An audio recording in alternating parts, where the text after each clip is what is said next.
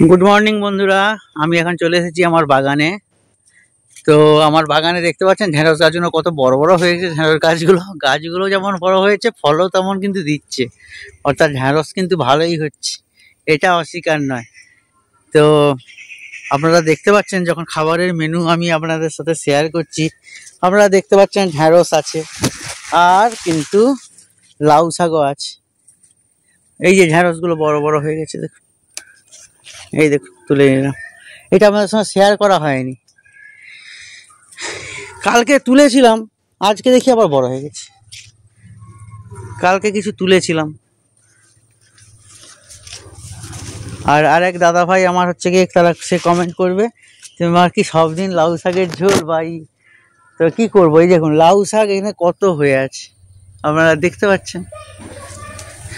তাই গাছের লাউ শাক, গাছের ঢেঁড়স যদি হয়ে থাকে তাহলে সব দিন তো সেই সবজিই করতে হবে। আর এখানে আমার কিন্তু আদা গাছ বেরিয়ে গেছে, ঘাসও যেমন হয়েছে দেখতে পাচ্ছেন, এখানে আদা গাছ বেরিয়ে গেছে।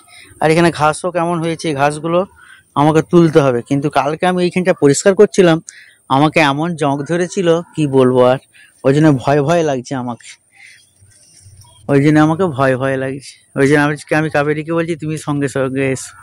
তবে দাদা ভাই যেভাবে কমেন্ট করেছে আমার খুব ভালো লেগেছে।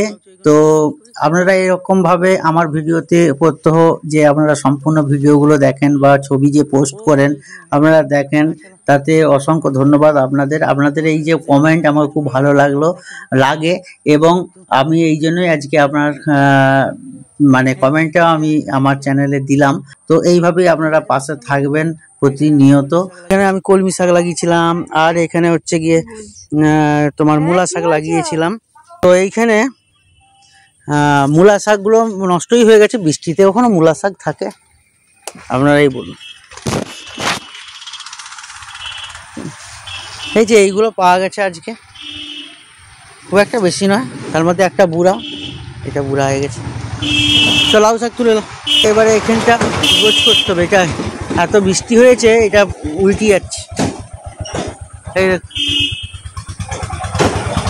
লিচু গাছে উঠে যাচ্ছে। ও বেগুনটাই তো দেখানো হয়নি, এই দেখুন বেগুন উঠছে, দেখতে পেয়েছেন? এটাকে যদি হ্যাঁ ঠিক আছে, এতটুকু হলে হয়ে যাবে তো। হ্যাঁ চলো,